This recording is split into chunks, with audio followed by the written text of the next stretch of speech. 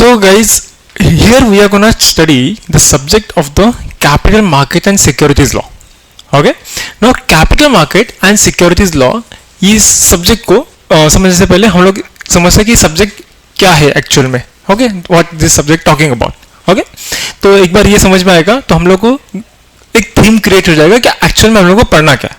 Okay, because the subject is very huge. Okay, तकरीबन 100+ hours लगते हैं पढ़ने के लिए. ओके, तो सब्जेक्ट को मतलब पढ़ाने के लिए, ठीक है, पढ़ने के लिए बात अलग है. ठीक है, तो पढ़ाने के लिए 100+ आवर्स का टाइम लगता है. ठीक है, तो हम लोग एक एक करके चीज़ों को समझेंगे. Before that let's talk about the what is the name of the subject. Okay, subject का name is capital market and securities law. So what is according to you capital market? Capital market का मतलब क्या समझ में आता है? About money, capital. Okay, अच्छा, और इन्वेस्टमेंट्स. ओके, और कुछ और कुछ और कुछ और क्या आता है?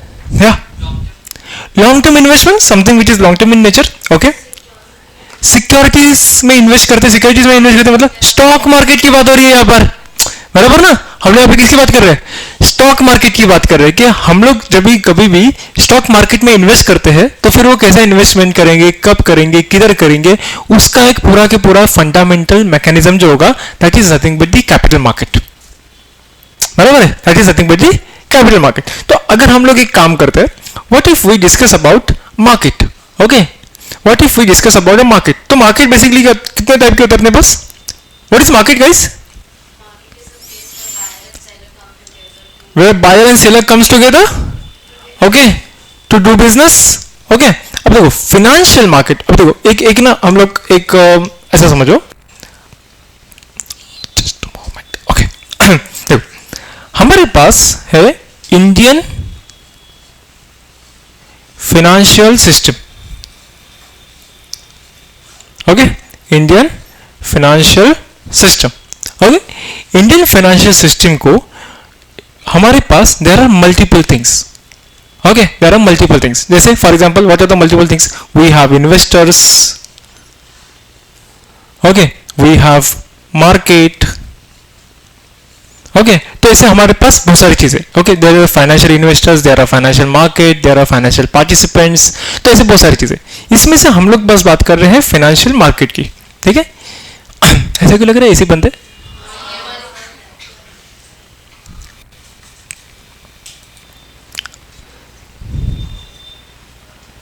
Okay, so we are talking about the financial market. Okay, तो हम लोग क्या करते हैं? फाइनेंशियल मार्केट की बात करते हैं. तो हमारे पास इंडियन फाइनेंशियल सिस्टम में there is a financial market.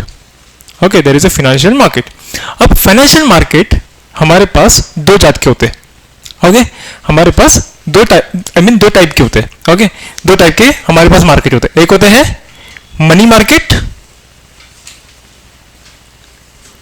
एक होता है कैपिटल मार्केट. ओके, एक होता है मनी मार्केट, एक होता है capital market. Money market and capital market दोनों में डिफरेंस होता है. थोड़ा सा डिफरेंस होता है. क्या होता है? कैपिटल मार्केट जिससे हम कंपनी चला सकते हैं, तो इनकम फॉर व्हिच मतलब जो कंपनी यूज करने के लिए, चलाने के लिए यूज होता है. या मनी मार्केट शॉर्ट टर्म के लिए होता है. Okay, this is a short term. तो कैपिटल मार्केट लॉन्ग टर्म के लिए होता है. ओके, शी इज सेइंग कि मनी मार्केट में हम लोग कैपिटल मार्केट में पैसा रखते हैं जहां पे कंपनीज को रन करने के लिए पैसा चाहिए. क्यों? बिकॉज कंपनी को कैपिटल चाहिए एंड कैपिटल अपने को लॉन्ग टर्म के लिए लगता है.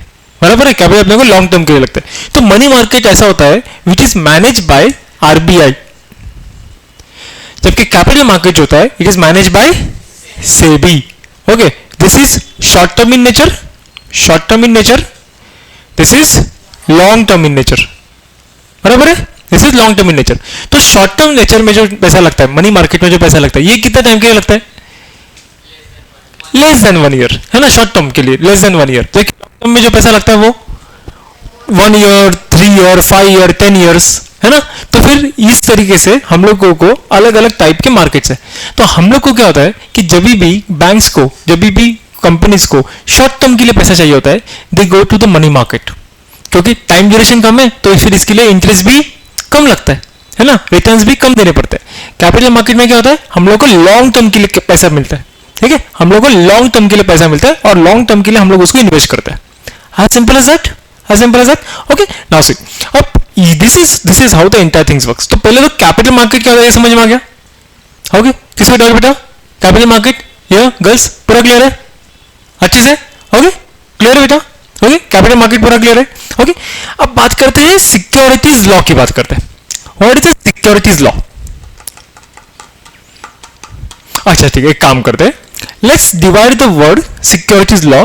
ओके, तो सबसे पहले सिक्योरिटीज क्या होता है वो समझते हैं. इजी है ना? सिक्योरिटीज क्या होता है वो समझते हैं. तो बोलो, what is securities according to you? Shares. Okay, bonds. अच्छा, ये शेयर्स तो अलग चीज होती है, बॉन्ड्स अलग चीज होती है. और फिर क्या बोलोगे? डिबेंचर्स. ओके, और डेरिवेटिव्स. तो ये अलग अलग चीजें जो तुम लोग बोल रहे हो, इन सबको मिला के क्या बोलते हैं? सिक्योरिटीज. तो फिर shares, bonds, debentures, this that, units, ये इतने सारे जो अलग अलग चीजें हैं ना, इन सबको जब हम लोग एक बास्केट में डालते हैं तो उस बास्केट को हम लोग बोलते हैं सिक्योरिटीज. क्लियर? क्लियर सबको? ओके, अच्छा चलो एक काम करते हैं, I make one diagram for you. Okay, मैं तुम लोग के लिए डायग्राम बनाता हूं. क्या बताए? सपोज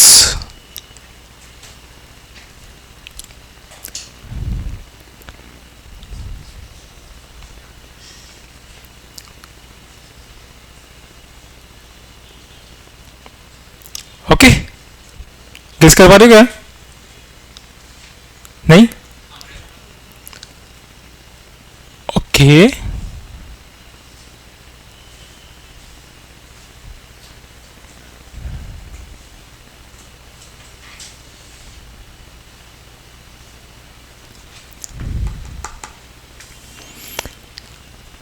यहां पर देखो, अब ध्यान से समझना क्या बोल रहा हूं मैं.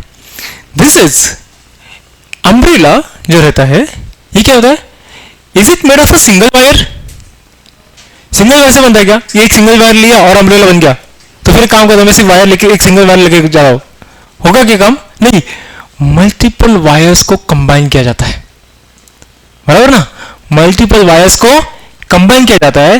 तो फिर यहां पर जो अपने पास हर एक जो अलग अलग वायर है ना, हर एक जो अलग अलग वायर है, this is nothing but this different type of security. So this is shares, this is debentures, this is units, this is bonds. Are you getting the point? This is derivative. Okay, है ना? समझ आ रहा है guys? सबको समझ में आ गया अच्छे से? हाँ, पूरा क्लिक हो गया अच्छे से? ओके, चलो और एक तुम लोग को एक बोलने के लिए मैं अभी सिक्योरिटाइज इंस्ट्रूमेंट एक बोलने के लिए अभी एक सिक्योरिटी मैंने बोल दिया. अभी क्या होता है आप लोगों ने पता नहीं होगा, बाद में हम लोग डिस्कस कर लेंगे. तो यहाँ पे पॉइंट क्या होता है? पॉइंट इज दैट इन सबको मिला के हम लोग क्या बोलते हैं? सिक्योरिटीज. क्लियर है? क्लियर है सबको? अच्छे से समझो बेटा, अच्छे से क्लियर है सबको? एंड ये सारे के सारे जो वायर्स है वो एक ही पॉइंट पे कनेक्ट हो जाते हैं. सारे के सारे वायर्स एक ही पॉइंट पे कनेक्ट हो जाते हैं. जब ये सारे के सारे वायर्स एक ही पॉइंट पे कनेक्ट हो जाते हैं एंड फाइनली ये एक ही स्ट्रिंग से कंट्रोल होते हैं. तो ये एक ही स्ट्रिंग क्या है? This is nothing but a law. क्योंकि इन सब चीजों को एक सिंगल स्ट्रीम लाइन में कंट्रोल करना, that is nothing but a law. तो फिर ये क्या है? This is nothing but our securities law. But ultimately who is handling this entire thing? Some hand is gonna handle this. कोई एक हाथ होगा जो इस पूरे की पूरे इसको हैंडल करेगा. This hand belongs to SEBI.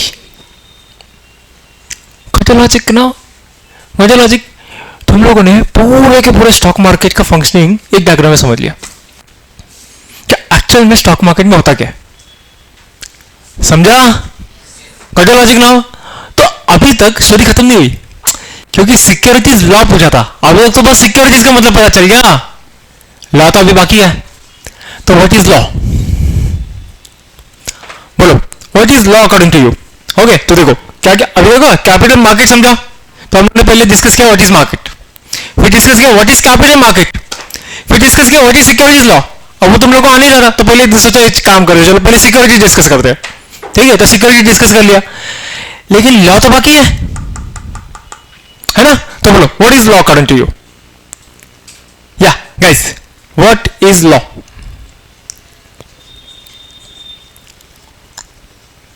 बोलो क्या समझते हो? इतना लॉ पढ़ा है तुम लोगों ने, कुछ तो बोलो। अच्छा, जो दिमाग में आता है, something to maintain discipline, okay that's fine. Rules and regulations, okay, अच्छा, to regulate something, okay fine, okay, और कुछ और कुछ और कुछ और कुछ और कुछ क्या होता है? कहने से लॉ एक जेनरिक बात करें, अगर हम लोग जेनरिक बात करें, कहने से कि लॉ अपने आप में एक बेसिकली सेट ऑफ कोड्स होता है, बराबर ना? एक सर्टेन कोड है, ठीक है?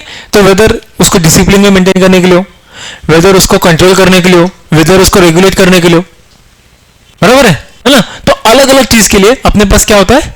एक सर्टेन कोड होता है, जिसको हम लोग क्या बोलते हैं? लॉ बोलते हैं। लेकिन लेकिन लेकिन लॉ के फॉर्म्स कौन से होते हैं? जैसे फॉर एग्जांपल एक्ट्स पढ़ा ना आप लोगों ने? एक्ट पढ़ा है ना? कौन सा एक्ट पढ़ा आप लोगों ने? कॉन्ट्रैक्ट एक्ट पढ़ा हुआ है, फेमस है ना, योर फेवरेट कॉन्ट्रैक्ट एक्ट। और कौन सा एक्ट पढ़ा है? कंपनीज एक्ट पढ़ा है, बाइबल है अपने लिए, बराबर है? कंपनीज एक्ट पढ़ा है ना? तो देयर आर मेनी एक्ट्स। तो पहले एक बात करते हैं, एक्ट होता क्या है? अच्छा, तो चलो, तो आप लोग क्या बोल रहे हो कि जो सेट ऑफ कोड्स है, ओके, जो सेट ऑफ कोड्स है, उस सेट ऑफ कोड्स को अगर हम लोग डिफाइन कर ले, तो सेट ऑफ कोड जो है, ठीक है, उसके लिए हम लोग के पास आता है, उसके लिए हमारे पास आता है, ओके, हाँ, तो बोलो व्हाट इज एक्ट? एक्ट क्या? अच्छा, एक्ट बनता कैसे? लॉ बनता कैसे? पार्लियामेंट के पास जाना पड़ता है ना? पार्लियामेंट के पास जाना पड़ता है। बोलो कैसे जाएंगे पार्लियामेंट के पास? अच्छा, तो पहले क्या होता है? सबसे पहले क्या होता है? सबसे पहले क्या होता है? बिल होता है ना? तो हम लोग क्या करते हैं? जो एक्ट बनाने वाले उसका एक ड्राफ्ट बनाते हैं, बोलो, है ना? उसका एक ड्राफ्ट बनाते हैं, उस ड्राफ्ट को क्या बोलते हैं? बिल, है ना? सबसे पहले हम लोग एक बिल बनाते हैं, ठीक है? एक बिल बनता है, फिर इसको क्या करेंगे? लेके जाएंगे किधर? पार्लियामेंट में, ओके, पार्लियामेंट में लेके जाएंगे। पार्लियामेंट में कौन है? पार्लियामेंट में अपने पास है दो हाउसेस। कौन है? दो हाउसेस। कौन से? लोकसभा और राज्यसभा, ठीक है? क्या होता है इधर? यहां पे कौन बैठते हैं? यहां पे कौन बैठते हैं? मेंबर्स ऑफ पार्लियामेंट बैठते हैं। कौन बैठते हैं? मेंबर्स ऑफ पार्लियामेंट, एमपी बोलते हैं ना अपन, है ना? मेंबर्स ऑफ पार्लियामेंट बैठते हैं, ठीक है? तो फिर क्या हो जाएगा? ये बिल लेके जाएंगे हम लोग किधर? सबसे पहले किधर लेके जाएंगे? लोकसभा, फिर यहां से अप्रूव हो गया तो फिर राज्यसभा, बराबर है ना? अच्छा, उल्टा कर सकते हैं क्या? पहले राज्यसभा में गए, फिर लोकसभा में गया, चलेगा क्या? चलेगा? चलेगा। ऐसा कुछ भी रिक्वायरमेंट नहीं होता, ठीक है? जो सिटिंग गवर्नमेंट होती है, वो गवर्नमेंट डिसाइड करती है कि कौन से हाउस में पहले लेके जाना है। चलो मैं एक छोटा सा एग्जांपल देता हूं। 2019 में जब भी आर्टिकल 370, ठीक है, आर्टिकल 370 को जब हटाया गया था, ठीक है, तो that point of time Modi government had a majority in Lok Sabha, not in Rajya Sabha. Modi government की लोकसभा में मेजोरिटी थी, राज्यसभा में मेजोरिटी नहीं थी। तो फिर उसके बारे में व्हाट हैपेंड? उन लोग ने सबसे पहले राज्यसभा में लेके गए। उनको पता था कि अगर कहीं तकलीफ होगी ना, तो वो राज्यसभा में तकलीफ होगी, तो सबसे पहले इसको पास करो, सबसे पहले इधर पास करो। अगर इधर पास हो जाएगा तो फिर क्या हो जाएगा? अल्टीमेटली लोकसभा में तो हम लोग ऐसे ही पास करा देंगे। मेजर पास करना किधर? हम लोग को इधर पास करना है। कोई लॉजिक फंडा समझ में आ गया? ठीक है, तो इसके लिए क्या हो गया गाइस? बताने का पर्पज इज दैट कि इट इज नॉट नेसेसरी कि कहां पर जाना है, बोले कि वो कहीं पर भी जा सकता है जहां पर गवर्नमेंट डिसाइड करे, ठीक है? तो ऐसा कुछ रिक्वायरमेंट नहीं होता कि पहले लोकसभा में जाएगा फिर राज्यसभा में जाएगा, ऐसा कुछ रिक्वायरमेंट नहीं होता। Simple simple, okay. अच्छा, फिर उसके बाद में क्या होगा? फिर किसके पास जाएगा? प्रेसिडेंट के पास जाएगा, है ना? प्रेसिडेंट के पास जाएगा। प्रेसिडेंट के पास किसके लिए? किसके लिए? आसन देने के लिए। है ना, एसेंट देने के लिए प्रेसिडेंट क्या करेगा फिर, एसेंट देगा मतलब क्या करेगा, साइन करेगा, है ना, साइन करेगा क्या, अच्छा चलो जो आपने बना दिया this is okay for me, तो साइन करेगा, साइन करने के बाद में क्या हो जाएगा, it will get convert into act. समझा, क्लियर सबको, क्लियर सबको। अच्छा अच्छा मुझे एक बात बताओ, सपोज लोकसभा में पास नहीं हुआ, राज्यसभा, लोकसभा में पास हो गया, राज्यसभा में पास नहीं हुआ, तो लोकसभा में पास हो गया, राज्यसभा में पास नहीं हुआ, तो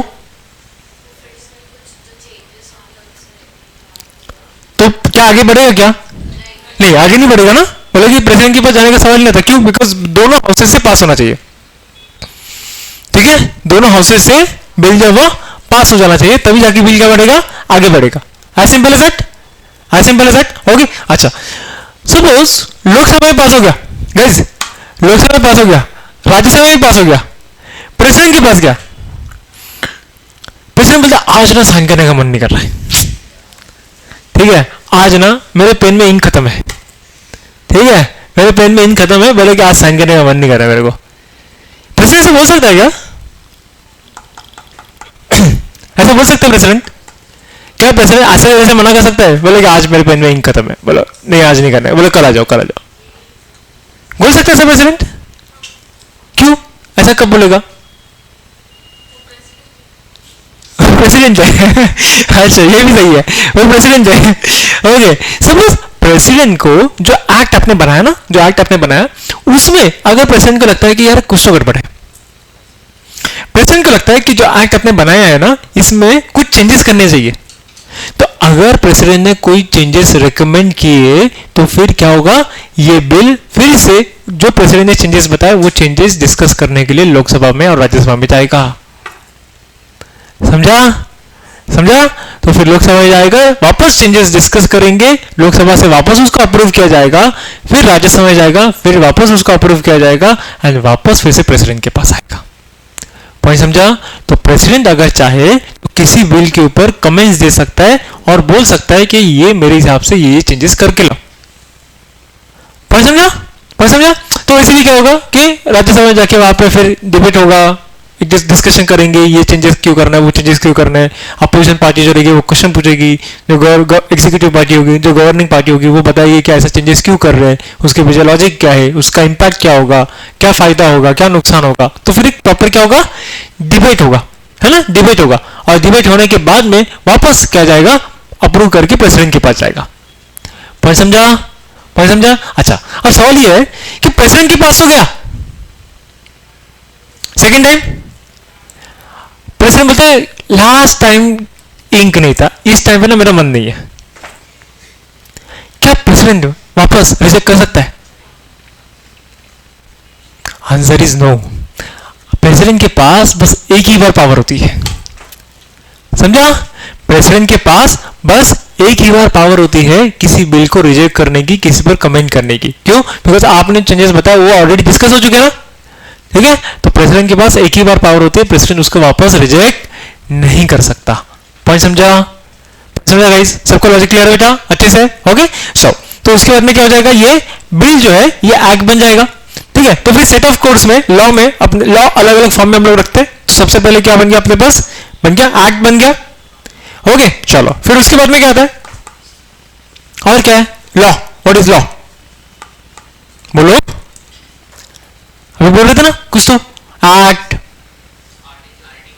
आर्टिकल, आर्टिकल क्या होता है, हम लोग कॉन्स्टिट्यूशन में आर्टिकल लिखते हैं, है ना, तो बेसिकली जिस तरीके से एक्ट में क्या होता है, एक्ट में हम लोग जो भी प्रोविजन है वो प्रोविजन क्या करते हैं, हम लोग डिवाइड करते हैं, कैसे, सेक्शंस में डिवाइड करते हैं, है ना, तो एक्ट में सेक्शंस होते हैं, वैसे ही जो हम लोग का कॉन्स्टिट्यूशन है उसमें क्या होता है, आर्टिकल्स होते हैं, तो articles are nothing but simply a sections, okay, article जो है ये simply nothing but a section होते हैं, समझ में आ गया, समझ में आ गया सबको, ओके। हाँ तुम लोग ने अभी थोड़ी देर पहले बोला था law means rules and regulations, है ना, ऐसे बोला था ना, तो अच्छा चलो एक तो मैंने एक्ट बोल दिया, अच्छा दूसरा बात करते हैं रूल्स की, ठीक है, और क्या बोला तुम लोग ने, रेगुलेशंस, ओके। अच्छा तो रूल्स क्या होता है, एक्ट में भी तो लॉ ही लिखा रहता है, तो वेदर इज ए डिफरेंट और a same, according to you rules rules rules rules, हाँ जो भी आता है दिमाग में बिंदास बोलो. What is rules guys? Rules मतलब जैसे हमको चलना है, मतलब कि जैसे लॉ के हिसाब से हमको कैसे रेगुलेट करना है खुद को, कैसे चलना है, वैसे कुछ होगा. ओके सब लोग को अकॉर्डिंगली चलना है लीगली. ओके दोनों डिफरेंट टाइप की कंपनीज है, पूरा अलग है, और फिर में एक अलग से रूल्स का है. अच्छा ओके. मैडम इज सेइंग कि एक्ट अलग होता है, रूल अलग होता है. थोड़ा कंपनी में पड़ा है ना, तो कंपनी में एक्ट अलग चीज था और कंपनी के रूल्स अलग थे. तो ऐसा अलग अलग क्यों है? अमेंडमेंट, लेकिन ये तो 2014 के भी रूल्स है ना, 2014 के रूल्स है. तो फिर ऐसा अलग अलग क्यों है? Why there is act and rules are different? या एनीवन? रूल्स में स्पेसिफिक चीज जैसे कोई एग्जांपल, स्पेसिफिक चीज लिखी रही थी, जैसे एग्जांपल चीजें फॉलो करनी कैसे चीजें फॉलो करनी है. ओके है, सिग्नल्स हो गए वगैरह, बेसिक एग्जांपल रूल्स है, हमको फॉलो करके ही चलना है. नहीं अभी देखो, अभी हम लोग है ना जनरली इंग्लिश लैंग्वेज बात नहीं कर रहे. Now we are talking with law perspective. Okay अभी आप लोग आम इंसान नहीं हो, है ना, अभी आप लोग आम इंसान नहीं हो, आप लोग लॉ स्टूडेंट हो, बराबर ना. तो अपने को लीगल पर्सपेक्टिव से बात करना है. ओके लीगल पर्सपेक्टिव से बोलो कैसे आएगा. अच्छा ठीक है, एक काम कर रहे हैं. देखो होता क्या है पहले तो ना आप लोगों के दिमाग में एक चीज ऐसी है कि रूल्स एंड रेगुलेशंस दोनों में कुछ डिफरेंस होता है क्या? क्या डिफरेंस होता है? व्हाट यू थिंक, दोनों में क्या डिफरेंस होता है? रूल्स एंड रेगुलेशन दोनों में क्या डिफरेंस होता है गाइस? जो भी तुम लोग के दिमाग में आता है बिंदास बोलो. ओके एक काम करते हैं, क्या होता है पता है, थोड़ा सा हिस्ट्री में जाते हैं. ठीक है, क्या होता था आज से काफी साल पहले हम लोग जब भी लॉ बनाते थे, मतलब एक्ट बनाते थे, ठीक है, तो एक ही एक्ट में सब कुछ लिखते थे. ठीक है, एक ही एक्ट में सब कुछ लिखते थे, बोले सब कुछ इसी में लिख दो, टेंशन खत्म. ठीक है, फिर हम लोग ने क्या कर दिया, हम लोगों ने सोचा एक काम करते हैं, हम लोग तो थोड़ा सा अलग अप्रोच लेते हैं. ठीक है, हम लोग क्या करेंगे, हम लोग एक्ट बनाएंगे एंड हम लोग रूल्स बनाएंगे. एक्ट बनाएंगे, रूल्स बनाएंगे. बोले एक्ट क्या करेगा, एक्ट हम लोग को बताएगा व्हाट टू डू, रूल्स हम लोग को बताएगा हाउ टू डू. पॉइंट समझा? एक्ट हम लोग क्या बोलता है, व्हाट टू डू, बोलो व्हाट टू डू, बोलता है हाउ टू डू. तो रूल्स हम लोग को बोलेगा हाउ टू डू. तो बोले ऐसा क्यों, ऐसा अलग अलग काय को चाहिए, अलग अलग क्यों चाहिए अपने को? क्योंकि देखो होता क्या है, मुझे पता एक्ट बनाता कौन है, पार्लियामेंट. तो फिर अगर एक्ट में कुछ चेंजेस करने रहेंगे तो चेंजेस कौन करेगा, बोलो पार्लियामेंट करेगा ना. अगर एक्ट बनाया किसने, पार्लियामेंट में, तो चेंजेस कौन करेगा, पार्लियामेंट ही करेगा, पार्लियामेंट ही करेगा. तो सीन क्या हो जाता, सपोज हम लोगों को एक छोटा सा चेंज करना है, छोटा सा, तो उतने छोटे से चेंज के लिए अपने को पार्लियामेंट जाना पड़ेगा. अब पार्लियामेंट वैसे भी साल में बैठता है बस 3 बार, बराबर है, साल में बैठा है 3 बार, वो भी 45 डेज के लिए. उसमें से भी ये लोग आधा टाइम एक दूसरे को चप्पल जूते मारते हैं, बराबर है. तो डिस्कशन तो हवा में है, बराबर है, डिस्कशन तो हवा में है. तो वैसे भी लोग आधा टाइम तक एक दूसरे को चप्पल जूते मारते रहते हैं. तो गवर्नमेंट ये सोचता है कि भाई अगर मुझे छोटा सा चेंज करना रहेगा तो मुझे इतने छोटे से मैटर के लिए पार्लियामेंट जाना पड़ेगा. पार्लियामेंट में जाके क्या करना पड़ेगा, वहां पर जाके प्रपोजल देना पड़ेगा, और इतने छोटे से मैटर के लिए पार्लियामेंट का टाइम वेस्ट होगा. बराबर ना, बराबर ना. तो इसके लिए गवर्नमेंट ने क्या सोचा, एक काम करते हैं, हम लोग बनाते हैं स्केलेटन मॉडल. क्या बनाते हैं, स्केलेटन मॉडल. स्केलेटन क्या होता है, what is skeleton guys, skeleton है ना, स्केलेटन देखा ना, है ना, लैब में होता है. तो बोले क्या होता है, लैब में क्या होता है, सबका स्ट्रक्चर सेम ही है, हर एक का थोड़ा अलग है.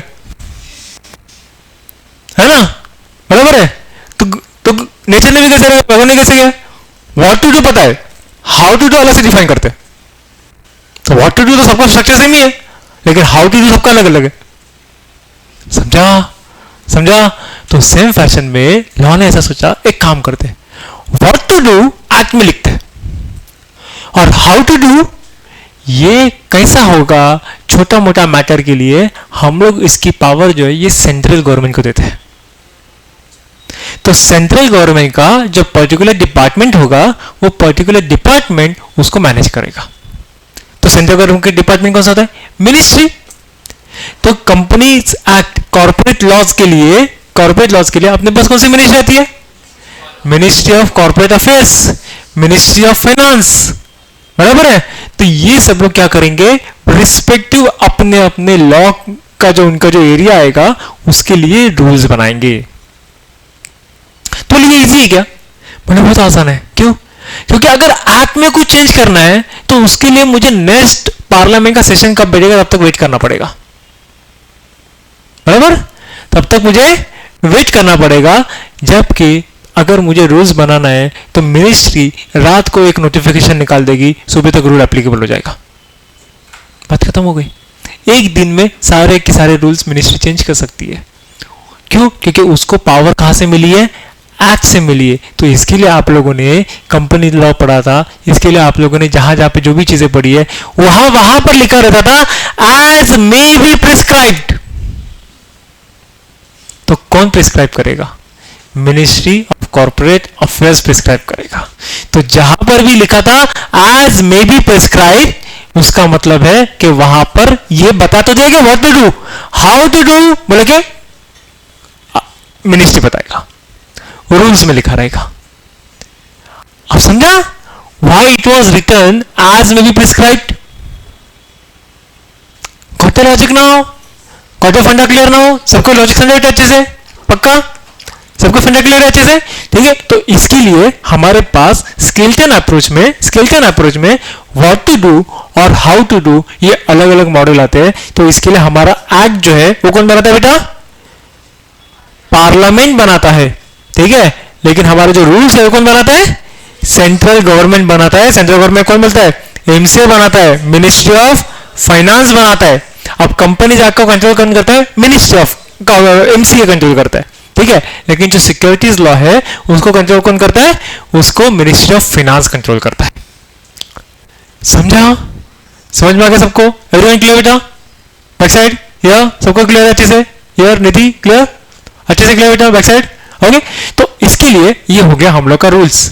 लेकिन सवाल अभी भी कायम है, rules and regulations. What is regulations now? हम अभी देख रहे हो, हम लोग सिर्फ यही बात करें कि लॉ होता क्या है।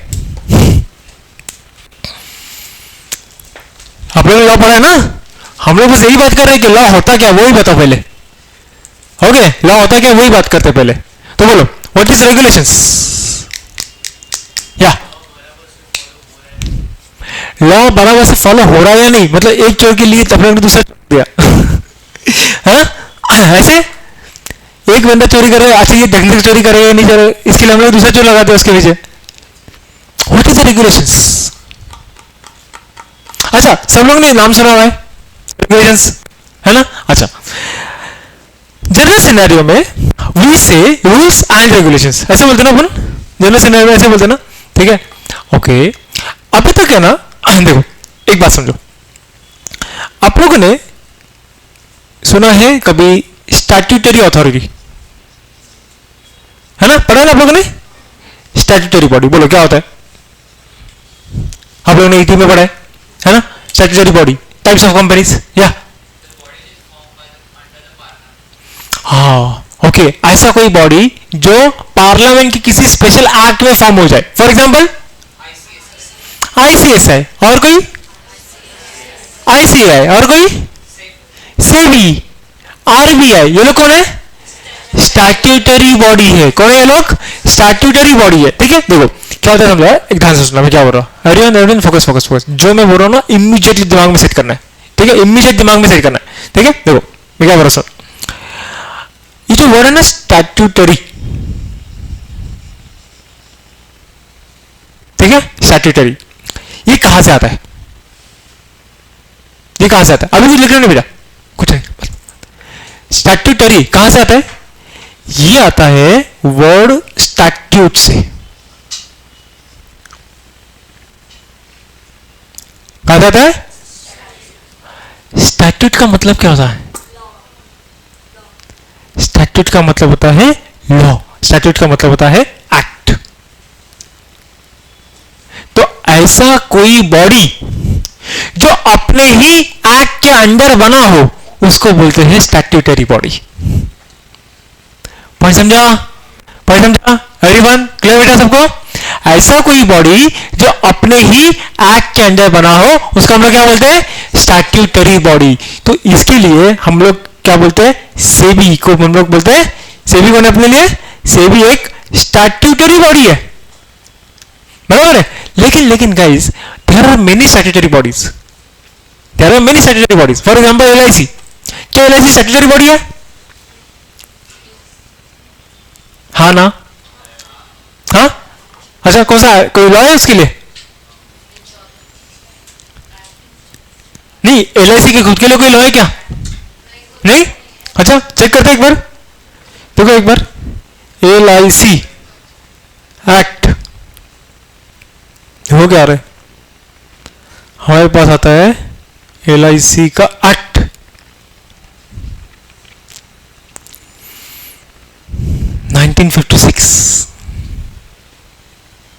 तो एलआईसी भी देखो देखो देखो देखो, इसका सेक्शन 1 देखेंगे, ठीक है, सेक्शन 1, सेक्शन 2, सेक्शन 3 देखो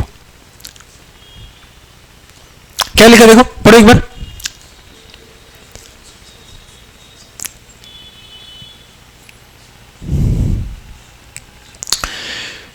तो सेक्शन 1 में, सब सेक्शन 1 में तो सिर्फ उसका नामकरण कर दिया।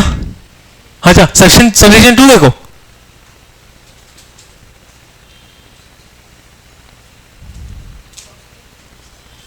क्या हो रहा है सबसेक्शन 2 में? क्योंकि बॉडी कॉर्पोरेट होगा और सारे बॉडी कॉर्पोरेट के फीचर्स उसको दे दिए। तो क्या एलआईसी एक स्टैट्यूटरी बॉडी है? क्योंकि वो तो अपने स्पेशल एक्ट से बना है, बराबर है, स्पेशल एक्ट से बना है। लेकिन होता क्या पता है, जब भी हम लोग स्टैट्यूटरी बॉडी बनाते हैं तो उस स्टैट्यूटरी बॉडी को उसके ही एक्ट में हम लोग और एक पावर देते हैं जिसको हम लोग बोलते हैं रेगुलेटरी पावर। क्या देते हैं? Regulatory power. तो हम लोग ने क्या कर दिया, हम लोग ने सेबी को बना दिया। तो क्या सेबी स्टैट्यूटरी बॉडी है? यस, लेकिन साथ में हम लोगों ने सेबी को बना दिया रेगुलेटरी बॉडी ऑल्सो। हम लोगों ने सेबी को रेगुलेटरी पावर भी दे दी। तो फिर क्या सेबी रेगुलेटर है? पूरे स्टॉक मार्केट को रेगुलेट करता है, बराबर ना? तो सेबी के पास रेगुलेटरी पावर भी है, तो सेबी अपने आप में एक रेगुलेटरी बॉडी भी है। तो जब भी कोई रेगुलेटर अपने पर्टिकुलर सेक्टर को रेगुलेट करता है तभी वो बनाता है रेगुलेशंस। समझा? समझा?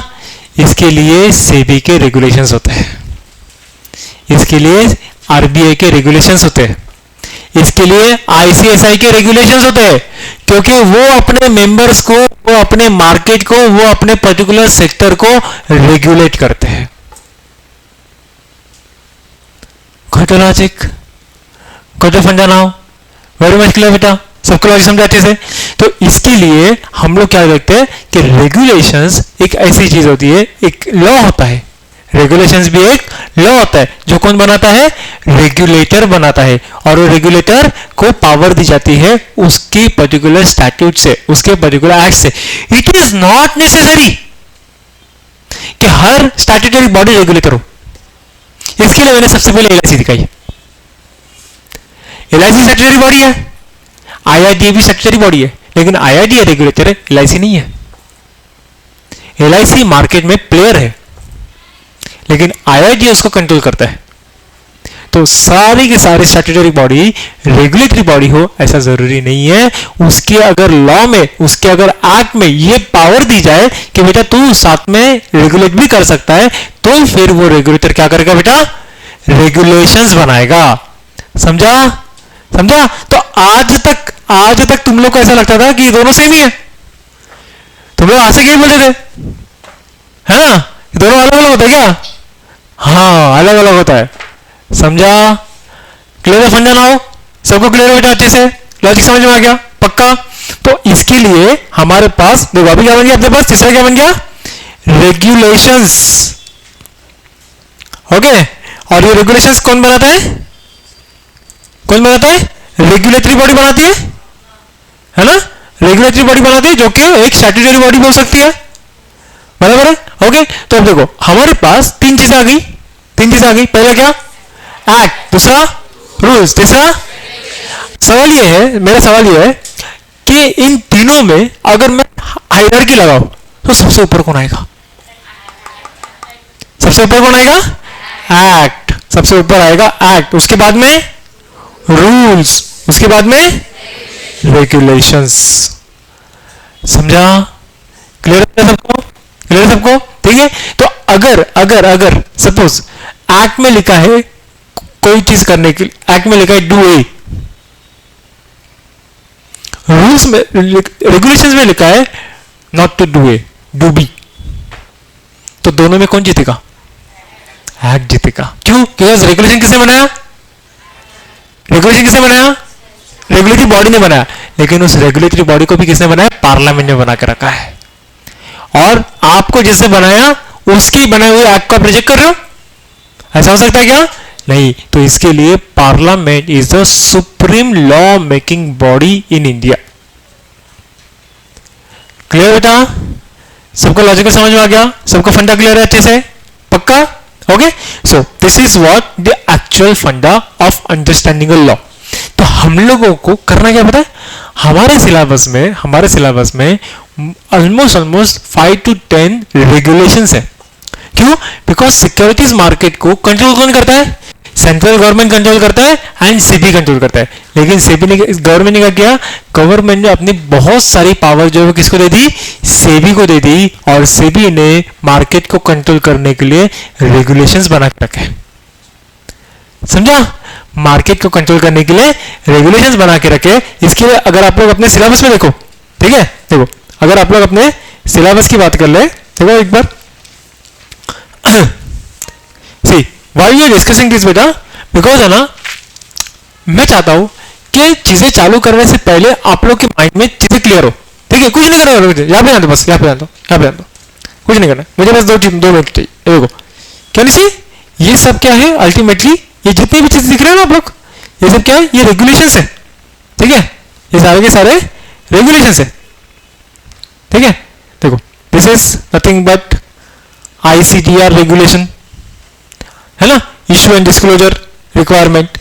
Then this is a securities based, this is a regulation, देख रहे हो, है ना।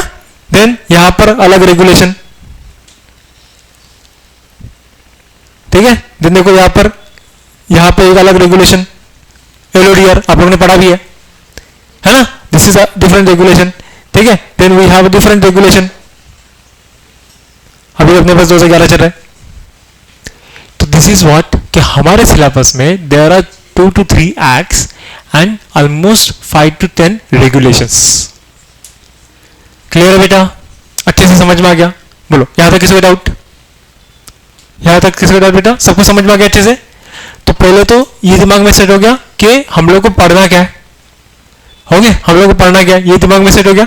तो इसके लिए आप लोग देख सकते हो कि हम लोग ने अभी हमारा जो सिलेबस, जो सब्जेक्ट है, ठीक है, सब्जेक्ट है, उस सब्जेक्ट का पहले ना नाम दिमाग में सेट कर लिया कि ये सब्जेक्ट पढ़ना क्या अपने को। तो हम लोग को कैपिटल मार्केट पढ़ना है, मतलब हम लोग को डायरेक्टली स्टॉक मार्केट पढ़ना है, ठीक है, जहां पर लॉन्ग टर्म इन्वेस्टमेंट होती है। तो हम लोग को स्टॉक मार्केट को समझना है।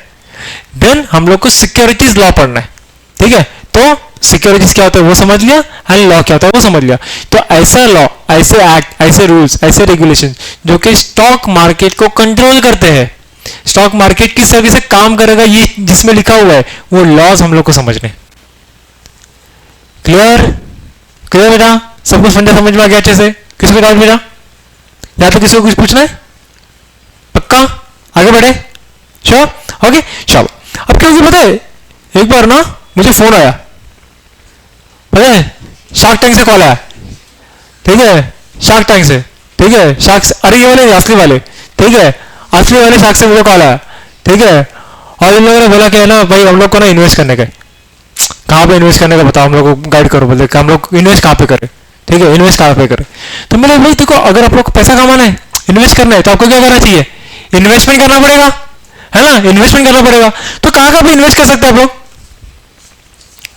कहाँ पे इन्वेस्ट करते हैं, स्टॉक मार्केट में इन्वेस्ट कर सकते हैं, और कहाँ पे इन्वेस्ट कर सकते हैं, वही स्टॉक्स शेयर्स, है ना, और गोल्ड में इन्वेस्ट कर सकता है, और प्रॉपर्टी में इन्वेस्ट कर सकते हैं, और सिल्वर, गोल्ड सिल्वर में इन्वेस्ट कर सकते हैं, प्रॉपर्टी में इन्वेस्ट कर सकते हैं, और कहाँ पे इन्वेस्ट कर सकते हैं, हाँ, बेसिकली सारा स्टॉक मार्केट का ही जोन हो गया, स्टॉक मार्केट का ही जोन हो गया वो। अच्छा, और अच्छा एक काम करते, तो हम लोग अगर गोल्ड में इन्वेस्ट करते, गोल्ड में इन्वेस्ट करते, ठीक है, तो गोल्ड में अगर इन्वेस्ट करते तो अपने को कितना रिटर्न मिलेगा। तो अपने पास मेजरली क्या क्या है, गोल्ड है, स्टॉक एक्सचेंज है, स्टॉक मार्केट है ना, सिल्वर है, ठीक है, these are the major things. FDs है, अरे बोलो ना, सिल्वर है अपने पास, देन फिक्स डिपॉजिट्स है, ठीक है, स्टॉक एक्सचेंज है। अब सवाल ये आता है कि इन लोगों में से सबसे अच्छा कौन सा लोकेशन है जहां पर हम लोग इन्वेस्ट करें, which is a best investment का medium, okay, which is a best investment का मीडियम, ठीक है। तो एक काम करते हैं हम लोग, है ना, हम लोग इन्वेस्टमेंट को स्टडी करते हैं, ठीक है। तो एक काम करते हैं, let's go to 1991, okay, let's go to 1991, ठीक है। 1991 का हम लोग है ना इन्वेस्टमेंट देखते हैं कि उस जमाने में क्या रेट था, क्योंकि 1991 बिकॉज 1991 के बाद में हम लोग की इकोनॉमी में बहुत बड़ा शिफ्ट आ गया, है ना। तो हम लोग एक काम करते हैं, गोल्ड प्राइजेस इन 1991 टू 2025, ठीक है। क्या दिख रहा है देखो, 1991 में 10 ग्राम का गोल्ड मिलता था 3,400 में, कितने मिलता था, 3,400 में। आज के टाइम पे कितने मिलते हैं, 1,00,000 रुपए में। गर्ल्स का तो गोल्ड का प्राइस बहुत अच्छे से याद रहता है ना, है ना, है ना। तो आज के टाइम पे कितने में मिलता है, 1,00,000 रुपीज में मिलता है, जबकि 1991 में कितना था, 3,400 का। ओके, कितना टाइम रिटर्न आ गया। चलो अगर किसी ने 1991 में अगर 10 ग्राम गोल्ड लिया रहता, ठीक है, 3,400 रुपए का, तो कितना टाइम रिटर्न आ गया, कैलकुलेट करो, कितना टाइम रिटर्न आ गया, देखो एक बार चेक करते हैं। तो 1,00,000 आज के टाइम पे 1,00,000 है, सपोज हम लोग 3,500 लेते हैं, तो ऑलमोस्ट 28 टाइम्स का रिटर्न आ गया, है ना, 20 टाइम्स का रिटर्न आ गया। ओके, अच्छा, तो हम लोग का 28x का रिटर्न आ गया, बराबर ना, 28x का हम लोग का रिटर्न आ गया, ठीक है। अच्छा, सपोज अगर सिल्वर में जाते, तो अगर हम लोग सिल्वर में जाते तो क्या दिखता, सिल्वर प्राइजेस 1991 टू 2025, तो कितना आ रहा है, सिल्वर का प्राइस था 6,600 रुपया, ओके, कितना 1 kg का, महंगा है नहीं है, सस्ता है, गोल्ड महंगा है।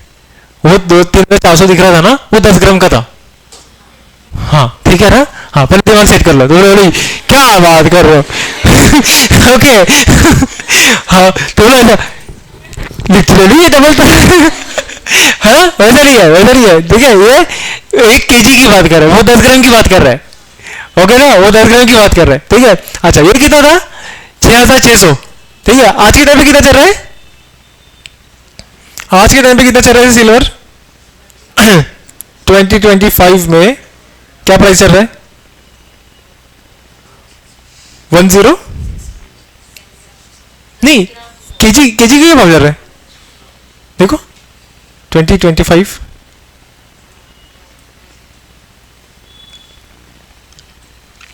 1,10,000 to 1,25,000, 1,10,000 to 1,25,000, ओके, है ना, ऑलमोस्ट उतना, ओके। तो हम लोग देख पा रहे हैं कि सिल्वर जो है उसने भी ऑलमोस्ट डबल से डबल रिटर्न दे दिया, 20x का रिटर्न दे दिया, 20x का रिटर्न दे दिया अपने को, है ना। ओके, एफडीज की बात करते, ठीक है, एफडीज की बात करते हैं। तो एफडी सिल्वर में अपने को कितना रिटर्न दिख रहा है गाइस, 20x का रिटर्न दिख रहा है, चलो हमें 20x का रिटर्न देखना है। अच्छा, let's look after the FD rate from 1991 to 2025। ठीक है, एफडी का अगर रेट देखे तो क्या है, एफडी रेट जो है ये फ्लक्चुएट होते रहते हैं। ओके, फ्लक्चुएट होते हैं, कभी 12%, कभी 8%, कभी 10%, कभी 5%, कभी 8%, है ना। तो एफडी का जो रेट है ये फ्लक्चुएट होते रहता है। ठीक है, मतलब बेसिकली 5% से लेके 12% के बीच में कुछ भी होता है। ठीक है, तो ये फ्लक्चुएशन रहता है। ठीक है, but what if we look after the stock market, stock exchange from 1991 to 2025। Guys, if you look after stock exchange का इंडेक्स अगर देखें, ठीक है, अभी क्या होता है इंडेक्स वगैरह हम लोग देख लेंगे। ठीक है, अभी हम लोग आज उस पर बात नहीं करेंगे, किसी एपिसोड में बात कर लेंगे। ठीक है, अब बात कर ले 1991 में स्टॉक एक्सचेंज का क्या स्टेटस था। ठीक है, देखो 1991 में ओके, काम करते हैं, सेंसेक्स की बात करते हैं। 1991 में सेंसेक्स कितना था वो देख लेते हैं। ऑलमोस्ट 1991 में इट वाज 1500 टू 1800 के आसपास था। ठीक है, वाज अराउंड 91 में 1000 पॉइंट्स था। एक्चुअली बीएससी की डेटा की बात करूं तो 1990 में 1000 पॉइंट जो वो क्रॉस किया था, 1990 के एंड में 1000 पॉइंट क्रॉस किया था, एंड 1990 तक 1992 में 2000 क्रॉस किया था। तो मतलब 1991 में ऑलमोस्ट 1000 टू 2000 के बीच में था। ठीक है, चलो एक काम करते हैं, हम लोग मानते हैं 1500। आज के टाइम पे सेंसेक्स कितना चल रहा है, 85,000।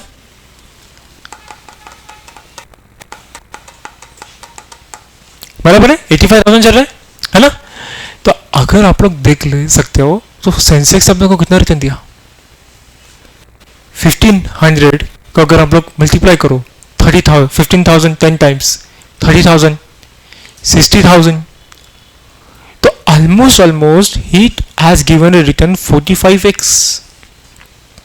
तो हमारे पास जितने भी इन्वेस्टमेंट के ऑप्शंस है उसमें से सबसे ज्यादा बढ़िया ऑप्शन लॉन्ग टर्म के लिए कौन सा है, स्टॉक एक्सचेंज। बराबर है, स्टॉक एक्सचेंज। लेकिन जिस तरीके से इसमें रिटर्न है वैसा रिस्क भी हो सकता है क्या, बिकॉज इन्वेस्टमेंट का रूल होता है, क्या होता है, higher the risk higher the return, lower the risk lower the return. तो अगर रिटर्न ज्यादा मिल रहा है मतलब रिस्क भी ज्यादा हो सकता है। तो जिस तरीके से आपका पैसा ऊपर जा सकता है उस तरीके से पैसा नीचे भी जा सकता है। बराबर है, तो क्या हो गया, मैडम ने सब कुछ देखा, बोले भाई इतना रिस्क, बोले कि नहीं इसलिए आई एम आउट। ठीक है, बोले कि इसमें तो शौकी है ना, बोले आई एम आउट, बोले इतना रिस्क मेरे को नहीं चाहिए, इतना रिस्क मेरे को नहीं चाहिए। ठीक है, लेकिन गुरु साहब बोले मेरे को बता, ठीक है मेरे को बता दियो प्लस, है ना, प्लीज मेरे को बता दे। बोले अच्छा करना क्या चाहते हो, बोले कि मैं स्टॉक मार्केट में इन्वेस्ट करना चाहता हूँ। ठीक है गाइस, मैं स्टॉक मार्केट में इन्वेस्ट करना चाहता हूँ, मुझे बस है ना कोई एक स्टॉक बता। ठीक है, मुझे कोई एक स्टॉक बता दे। बोले I want to invest in one stock, कोई एक स्टॉक बता जिसमें मैं इन्वेस्ट करूं। ओके, कोई एक स्टॉक बता जिसमें मैं इन्वेस्ट कर सकता हूं। ठीक है, तो मुझे कोई भी एक स्टॉक बता दे जिसमें मैं इन्वेस्ट करूंगा और जिसकी वजह से मेरा प्रॉफिट जो है बढ़ते जाएगा। तो मैंने गुरु साहब को क्या बोला पता है, मैंने गुरु साहब को बोला, मेरा गुरु साहब आप गलती कर रहे हो। क्या गलती कर रहे हो, बोले देखो दुनिया का सबसे बड़ा इन्वेस्टर कौन, वॉरेन बफेट। बोले वॉरेन बफेट क्या बोलता है पता है, बोले वॉरेन बफेट ये बोलता है, वॉरेन बफेट बोलता है do not put all your eggs in one basket. Warren Buffett बोलता है do not put all your eggs in one basket. बोले क्या फर्क पड़ता है, बोले अगर आपने सारे अपने अंडे एक ही बास्केट में रख दिए तो मुर्गे के दिल में धक-धक होती है। बराबर ना, मुर्गी के दिल में धक-धक होती है, क्यों, क्योंकि जिस दिन ये बास्केट आपके हाथ से फिसल जाएगा तो सारे अंडे एक साथ फूट जाएंगे। बराबर, सारे अंडे फूट जाएंगे। तो इसके लिए आपको क्या करना चाहिए, आपको करना चाहिए डाइवर्सिफिकेशन। क्या करना चाहिए बोलो, डाइवर्सिफिकेशन। क्या होता है डाइवर्सिफिकेशन का मतलब, तो जो भी अपने अंडे वो अलग अलग जगह पे रखो, अलग अलग बास्केट में रखो। तो इससे क्या होगा, अगर एक अंडा फूट भी गया तो बाकी तो जिंदा रहेंगे, अगर एक बास्केट टूट भी गया तो बाकी तो बास्केट जिंदा रहेंगे। तो इसके वजह से सेम फैशन में आपको क्या करना चाहिए, आपको अपनी जो इन्वेस्टमेंट है गाइस, आपको अपनी जो इन्वेस्टमेंट है उस इन्वेस्टमेंट को भी क्या करना पड़ेगा बेटा, अलग अलग जगह पे इन्वेस्ट करना पड़ेगा, समझा, अलग अलग जगह पे इसको इन्वेस्टमेंट को इन्वेस्ट करना पड़ेगा। तो सेम फैशन में अगर हम लोगों ने अपना शेयर, अगर अपने को इन्वेस्ट करना है गाइस, अंडरस्टैंड, अगर अपने को इन्वेस्ट करना है तो फिर उस सिनारियो में we should not invest our money into single class, we should not invest our money into single asset, we suppose to diversify, we suppose to diversify. तो डाइवर्सिफाई से फायदा क्या होगा, अगर कोई एक एसेट फेल हो गया तो दूसरा तो ऊपर जाएगा, बराबर ना, अगर कोई एक एसेट फेल हो गया तो दूसरा तो ऊपर जाएगा ना। तो इसके लिए हम लोगों को कभी भी एक पर्टिकुलर एसेट में इन्वेस्ट नहीं करना चाहिए। अच्छा, एक पर्टिकुलर एसेट तो लिया, फॉर एग्जांपल अगर मुझे इन्वेस्टमेंट करना है तो थोड़ा सा पैसा गोल्ड में लगाना चाहिए, थोड़ा सा पैसा सिल्वर में लगाना चाहिए, थोड़ा सा पैसा एफडी में लगाना चाहिए, थोड़ा सा पैसा स्टॉक में लगाना चाहिए। अच्छा, उसमें से आप ये डिफरेंशिएट कर सकते हो कि भाई सपोज मैंने 40% स्टॉक में लगा दिया, 10% एफडी में लगा दिया, 20% गोल्ड में लगा दिया, तो फिर वो जो प्रपोर्शन है एवरीवन, वो जो प्रपोर्शन है वो प्रपोर्शन डिसाइड कर सकते हैं, प्रपोर्शन जो है वो डिसाइड कर सकते हैं, लेकिन I should not put all my money into single asset. Logical, logical, सबको समझा। अच्छा, फर्दर ऐसा भी तो करना चाहिए ना कि मैंने 40% स्टॉक एक्सचेंज में लगा दिया, लेकिन should I invest all my money into one single share? नहीं, उसमें भी फर्दर क्या करना चाहिए, डाइवर्सिफिकेशन करना चाहिए। मैंने क्या कर दिया, मैंने वही 40% जो मैं इन्वेस्ट कर रहा हूं उसको क्या कर दिया, लेट्स से मैं 40,000 इन्वेस्ट कर रहा हूं 40%, ओके, तो फिर 10,000 मैंने एक स्टॉक में लगाया, 10,000 मैंने दूसरे स्टॉक में लगाया। ऐसा करते करते मुझे 2 से 4 जगह पे अलग अलग डाइवर्सिफिकेशन करना चाहिए। क्यों, उससे क्या होगा बेटा, क्योंकि अगर मार्केट ऊपर गया या मार्केट नीचे गया तो देखो क्या होता है पता है, सब लोगों को क्या लगता है, आज मार्केट ऊपर गया मतलब सारे के सारे स्टॉक भाग रहे, नहीं ऐसा नहीं होता। आज मार्केट नीचे गया मतलब सारे के सारे स्टॉक नीचे, ऐसा भी नहीं होता। कैसे पता है, देखो देखो देखो देखो, मैं तुम लोगों को एक चीज दिखा रहा हूं, ओके, एक चीज दिखा रहा हूं, देखो, this is a stock market का ना एक मैंने स्क्रीनशॉट लिया, ठीक है, एक मैंने स्क्रीनशॉट लिया। आप लोग देख सकते हो मार्केट ऊपर दिख रहा है, पॉजिटिव दिख रहा है, पॉजिटिव दिख रहा है ना सबको, लेकिन ऑब्जर्व द स्टॉक्स, देखो कंटेनर कॉर्पोरेशन ये डाउन है, पिडीलाइट अप है, डाबर डाउन है, प्राज अप है, जी मीडिया डाउन है, जेएसडब्ल्यू अप है। तो जब ये मार्केट ऊपर जाता है इसका मतलब ये नहीं होता कि सारे के सारे स्टॉक ऊपर भाग रहे हैं। सेम फैशन में जब मार्केट नीचे गिरता है इसका मतलब ये भी नहीं होता कि सारे के सारे स्टॉक नीचे भाग रहे हैं। घटा लॉजिक, घटा लॉजिक। तो सेम फैशन में जब भी हम लोग डाइवर्सिफाई करते हैं तो इससे क्या होगा, सपोज सपोज सपोज अभी देखो इससे क्या होगा बेटा, ये ऊपर जा रहा है, ये ऊपर जा रहा है, ये ऊपर जा रहा है, ठीक है, ये ऊपर जा रहा है, ये ऊपर जा रहा है, ओके। अब देखो ये स्टॉक नीचे गिर रहा है, ये नीचे गिर रहा है, ये नीचे गिर रहा है। अब मैंने क्या कर दिया, मैंने अपने 6 अलग अलग स्टॉक्स में मैंने सपोज लाख रुपए लगा दिया, ठीक है, मैंने लाख रुपए लगा दिया। अब यहां पे क्या होगा, सपोज यहां पर मुझे 2 रुपए का लॉस हो गया, यहां पर मुझे 2 रुपए का लॉस हो गया, यहां पर मुझे 3 रुपए का लॉस हो गया, यहां पर मुझे 5 रुपए का लॉस हो गया, लेकिन यहां पर मुझे 5 रुपए का प्रॉफिट हुआ, यहां पर मुझे 6 रुपए का प्रॉफिट हुआ, यहां पर मुझे 4 रुपए का प्रॉफिट हुआ। तो प्रॉफिट एंड लॉस करते हुए eight the and I will arrive at a profit situation, समझा। एट द एंड आई, देखो यहां पे क्या होगा, कितने का लॉस कितना हो रहा है टोटल, 5, 10 रुपए का लॉस हो रहा है, प्रॉफिट कितने का हो रहा है। तो अगर मैंने पूरा पैसा एक ही जगह पे लगा रहता, एक तो मैं प्रॉफिट में होता या फिर मैं पूरा लॉस में होता, लेकिन यहां पर 15 रुपए प्रॉफिट है, 10 रुपए लॉस है, एटलीस्ट किधर ना किधर मिला के मैं 5 रुपए तो प्रॉफिट में आ रहा हूं। Are you getting the funda now, are you getting the funda, what is the logic we are following, कैसे खेल खेलता है समझ में आ गया। तो इसके लिए क्या हो गया, it is not necessary to earn all the basket into the profit, no it is not possible. ऐसा पॉसिबल होता भी है तो वो कुछ मोमेंट्स के लिए होता है, वो कुछ मोमेंट्स के लिए होता है, कुछ पलों के लिए होता है, ठीक है, बट अगर एक चीज ऊपर जाती है तो दूसरी चीज नीचे आती है। तो इसके लिए अगर हम लोग ने डाइवर्सिफाई कर दिया, इवन देखो स्टॉक मार्केट में आप लोग के सामने दिख रहा है ना, आप लोग के सामने दिख रहा है कि भाई मार्केट तो ऊपर दिख रहा है लेकिन सारे के सारे स्टॉक ऊपर नहीं जा रहे ना, कुछ स्टॉक ऊपर जा रहे कुछ स्टॉक नीचे जा रहे। तो जैसे ही हम लोगों ने, सब लोग ध्यान बेटा यहाँ पे एवरीवन फोकस किया, तो जैसे ही हम लोगों ने क्या कर दिया, हम लोगों ने डाइवर्सिफिकेशन कर दिया, तो डाइवर्सिफिकेशन की वजह से कहीं से प्रॉफिट कहीं से loss, and at the end we will be at a profit situation. समझा समझा गुड लॉजिक नाउ। लेकिन अभी एक समस्या है,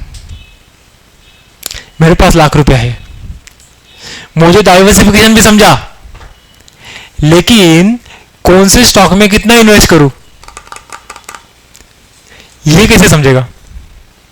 किसमें 20,000 लगाओ, किसमें 10,000 लगाओ, किसमें 5,000 लगाओ, किसमें 50,000 लगाओ, बराबर ना? तो अब प्रॉब्लम ये तो समस्या है। तो बाबू भैया जो है वो टेंशन में आ गया, बोले भाई मैं कौन से जगह पर कितना पैसा लगाऊं ये तो मुझे समझ ही नहीं आ रहा। बोले ये तो समस्या है। तो बाबू भैया गया राजू के पास, ठीक है, राजू बोला तो पैसा लाया, तू पैसा लाया क्या, वो तो बोलते तू बस पैसा दे दे मैं आगे का बता रहा हूं, ठीक है। राजू ने क्या बोला, तू पैसा लाया, ओके, बोले आप एक काम कर, तू जा रावण के पास। किसके पास? रावण के पास जा। बोले रावण क्या करेगा? बोले भाई ये बड़ी काम की चीज है, ठीक है, ये बड़ी काम की चीज है। बोले क्या कर रहा है ये? बोले भाई जिस तरीके से इसके 10-10 सर है ना, उस तरीके से ये 10-10 अलग अलग जगह पे इन्वेस्ट करता है। ये क्या करता है? अपनी इन्वेस्टमेंट को डाइवर्सिफाई करता है। बोले डाइवर्सिफिकेशन अगर किसी से सीखना है तो रावण से सीखो। उसको जब दिखाई दिया कि मेरा एक सर है, अगर वो कट गया तो मेरा तो टिकट निकल जाएगा, ठीक है, टिकट निकल जाएगा, तो उसने क्या कर दिया, उसने अपने 10 सर निकाल दिए, हर एक का अलग अलग आधार कार्ड निकाला, बराबर ना, हर एक का अलग अलग आधार कार्ड निकाल दिया। तो अगर एक आधार कार्ड फेल हो गया तो दूसरा आधार कार्ड तो है, बराबर ना, तो क्या हो जाएगा, तो क्या हो जाएगा यहां पर रावण ने अपने को सिखाया कि किस तरीके से डाइवर्सिफिकेशन करने का रहता है। समझा? अरे बोलो, ऐसा मरेला, हाँ बोलो, समझा कि नहीं? हाँ, ओके। तो रावण ने क्या सिखाया, देखो रावण क्या बोलता है कि अच्छा देखो पहले मुझे बताओ तुमको कितना पैसा तुम्हारे पास। हम लोगों ने 10 लाख रुपए। बोले काम करो, लाख रुपया लो, अलग अलग एसेट में इन्वेस्ट करो। तो बताओ कहां कहां पे इन्वेस्ट करोगे? 10 लाख है तुम लोग के पास, ठीक है, कहां कहां पे इन्वेस्ट करोगे बोलो? पहले तो शेयर्स में इन्वेस्ट करोगे, अच्छा, और कहां पे इन्वेस्ट कर सकते हो? गोल्ड में इन्वेस्ट कर सकते हो, गोल्ड में इन्वेस्ट कर सकते हो, और कहां पे कर सकते हैं?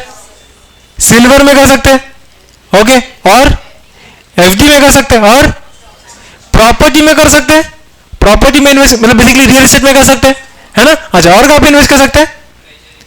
ट्रेजरी बिल्स, है ना, ट्रेजरी बिल्स में इन्वेस्ट कर सकते हैं, मनी मार्केट में, ओके, और कहां पे कर सकते हैं बोलो? डिबेंचर्स, बॉन्ड्स, है ना, डिबेंचर्स में इन्वेस्ट कर सकते हैं, बॉन्ड्स में इन्वेस्ट कर सकते हैं, और कहां पे इन्वेस्ट कर सकते हैं? क्रिप्टो में कर सकते हैं, और इन्वेंटरीज मतलब बेसिकली मैम इस टाइम से कि मतलब क्या बोलते हैं, कमोडिटीज में कर सकते हैं, है ना, कमोडिटीज में कर सकते हैं, तो कमोडिटीज में इन्वेस्ट कर सकते हैं। तो यहां पे क्या हो गया, रावण ने अपने को सिखाया कि जिस तरीके से मेरे 10 अलग अलग सर है, उस तरीके से आप 10 अलग अलग जगह पे इन्वेस्ट करो। समझा? आप 10 अलग अलग जगह पे इन्वेस्ट करो, तो इससे क्या होगा, अगर एक सर कट जाए तो दूसरा तो जिंदा रहेगा, बराबर बराबर, सबको लॉजिक समझा अच्छे से? किसको डाउट बेटा? ओके। फर्दर रावण क्या बोलता है, अच्छा एक काम करो ना, क्यों ना हम लोग ने जो 10 अलग अलग एसेट क्लास में इन्वेस्ट किया, इसको भी फर्दर डाइवर्सिफाई करे। तो अगर रियल एस्टेट में करना ही है तो सारा का सारा पैसा एक ही रियल एस्टेट में क्यों डालने का? थोड़ा सा पैसा लैंड में लेते, थोड़ा सा पैसा रेसिडेंशियल फ्लैट लेते, थोड़ा सा कमर्शियल प्रॉपर्टी लेते, तो अलग अलग जात के अलग अलग टाइप के कमर्शियल प्रॉपर्टी, अलग अलग टाइप के रियल एस्टेट में इन्वेस्ट करते ना, तो इससे क्या होगा, रिस्क जो है वो डाइवर्सिफाई हो जाएगा। कल जाके अगर रेसिडेंट घर का अगर रेट कम हो गया तो कमर्शियल का तो रेट बढ़ेगा, बराबर ना, कमर्शियल का कम हो गया तो लैंड का तो रेट बढ़ेगा। तो यहां पर मैं क्या करूंगा, फर्दर डाइवर्सिफाई कर सकता हूं। Can I do one thing, मैं शेयर से भी ऐसा डाइवर्सिफाई करेगा तो मतलब why to invest money in one share, जैसे हम लोगों ने बताया, ग्रो सबको बताया क्या, कि why to invest money in one share. आप एक काम करो, आप अलग अलग शेयर में इन्वेस्ट करो। तो राहुल बोले टेंशन काय को लेते, मैं ना, ठीक है मैं है ना, तो बोले क्या करो, बोले ₹1,00,000 लो, एवरीवन फोकस है, ₹1,00,000 लो, अलग अलग स्टॉक में इन्वेस्ट करो, अलग अलग शेयर्स में इन्वेस्ट करो, ठीक है। थोड़ा सा पैसा रिलायंस में लगाओ। रिलायंस बोलता है मैं हमेशा हंसते रहता हूं, सरकार किसकी भी आई हम तो हंसते रहते हैं, है ना, बराबर है। थोड़ा सा पैसा एसबीआई में लगाओ, ऐसे बोलते हैं हम लोगों को फर्क नहीं पड़ता, हम तो गवर्नमेंट वाले, काम 1 बजे से पहले 1 बजे के बाद भी काम तो वैसे भी नहीं करेंगे है ना। वो बोलता कि टेंशन नहीं है आप लोगों को, है ना, तो देखो कितना कितना रिलैक्स है ना, रिलैक्स है, ठीक है ना। ऐसे बोलते हम लोग को वैसे भी प्रोडक्शन नहीं कर रहे, ठीक है, 10 साल पहले ऑर्डर लेते हैं, अभी तक डिलीवर नहीं कर रहे, अब तक हम लोग सोच रहे हैं कि कल कब प्लेन डिलीवर करेंगे, है ना। टाटा बोलता हम लोग वैसे भी हंसते रहते, है ना, हम लोग हंसने से हंसते रहते। पीडी लाइट बोले मेरा भी ऐसी भी फेविकॉल से चिपका हुआ है, ठीक है। एशियन बोलते मेरा तो जीना ही हराम हो गया, ठीक है। एशियन में बोलते मेरे को भी प्रॉब्लम नहीं, हमारा सब कुछ अच्छा चल रहा है, आगे नहीं बोलता भाई हमें क्या, है ना। तो यहाँ पे क्या करते हम लोगों ने, हम लोगों ने अलग अलग एसेट क्लास में अपना पैसा जो क्या करते बेटा, इन्वेस्ट कर दिया, और फिर फर्दर उस पर्टिकुलर एसेट क्लास को भी फर्दर डाइवर्सिफाई कर दिया, समझा। उस एसेट क्लास को भी फर्दर हमने क्या कर दिया, डाइवर्सिफाई कर दिया। तो फिर सवाल प्रॉब्लम क्या आती है पता है, प्रॉब्लम यहाँ पर बाबू भाई के सामने ये आ गई कि मुझे वैसे आज समझ में तो आ गया कि डाइवर्सिफिकेशन करना होता है, लेकिन डाइवर्सिफाई कैसा करूं, है ना, डाइवर्सिफाई कैसा करूं, कि किसमें कितना पैसा लगाने का ये कैसे पता चलेगा, बोले इसके लिए तो कोई एक्सपर्ट लगेगा। तो हम लोगों ने बाबू भाई को बताया टेंशन मत लो, आप क्या करो, आप जाओ म्यूचुअल फंड के पास। तो म्यूचुअल फंड क्या करता है बेटा, म्यूचुअल फंड हम लोगों से पैसा लेता है, क्या करता है, हम लोगों से पैसा कलेक्ट करता है, हम लोग म्यूचुअल फंड को पैसा देते हैं, ठीक है।